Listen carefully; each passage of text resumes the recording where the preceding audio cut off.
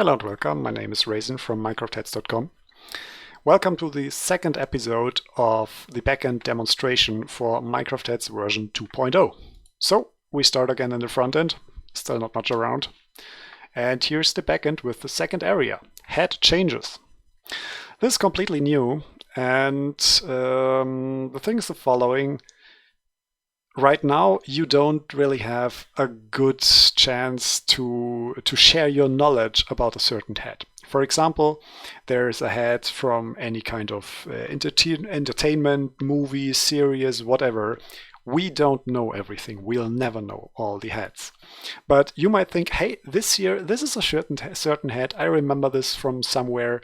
I would like to improve the collection here. So you can do this now with a head change. You can go on the front end, edit the head, and do some actions.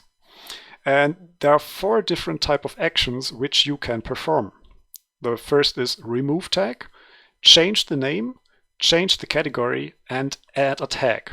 You can do those, and they end up here on the backend where we can approve or deny those, for example. And of course, you can also add a comment in the front end if you would like to share anything to us. So those might not be the best examples because it's dummy data, but I still like it. For example, here you suggest that this soccer ball really fits well with the tag 101 Dalmatinos. Probably wrong, but I still love the idea. Another example is that the beach ball should belong to the miscellaneous category. Of course, this is wrong, but it's just demo data to show the functionality. You would like to change the name because beach ball is wrong. This is the new name. It's a lot better. Or you can remove or request a removal of the lantern tag from this lamp here, for example. So if you go to heads here, for example, beach ball. Here's the beach ball. And now let's accept those changes. Here you see it's in the decoration category and it's called beach ball. Now we accept this change and we accept this change. And we go back to heads. And yeah, of course, it's gone because we renamed it to this is the new name. Yeah, exactly. Here it is again. Of course, this change was rubbish. We would normally decline it. But it's just here to show the idea of the head changes. And now you may wonder, what's this down here? Well, you already saw the validation rules in the last episode, and the validation rules can also trigger such head changes. So, for example, if we add a new validation rule, we applied them here to the submission in the first video, but it might be that this rule applies to many other heads in the database, but we do not want to search for those heads manually. Oops, sorry. Wait, where to go? Here.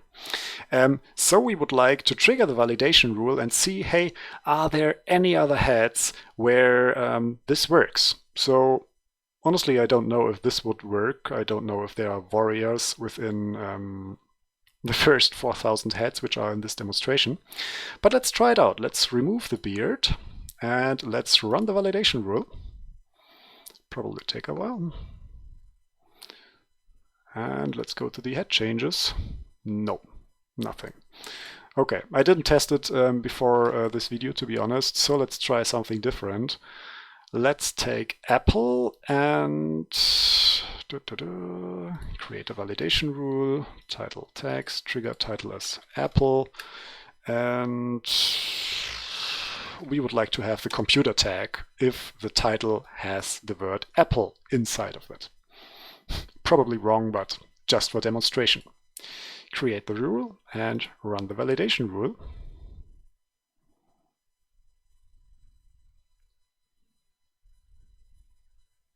Still needs a while.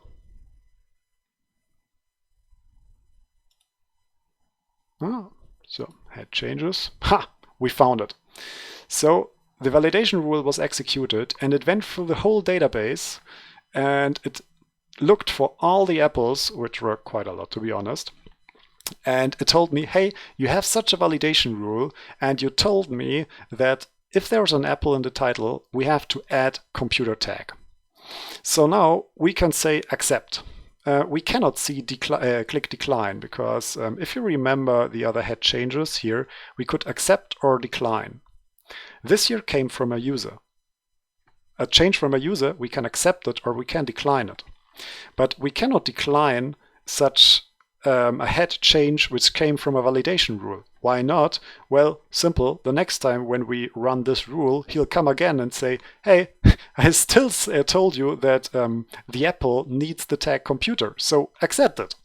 So if we do not want this to run, we have to add an exception here. So let's add an exception here, and let's accept those. And let's filter for the apples here. And let's filter for computer. Here, you see the two changes which we accepted. And if you now go in the validation rules, you can also see here, there we have our exceptions from this rule. Okay, those are the head changes. Of course, there are bulk actions here. So if you click multiple things and you say accept, decline, or add exception, it handles this depending on what you can do here. Okay, that's all about head changes. I hope you learned something new, and next video will cover heads. So see you soon. Bye.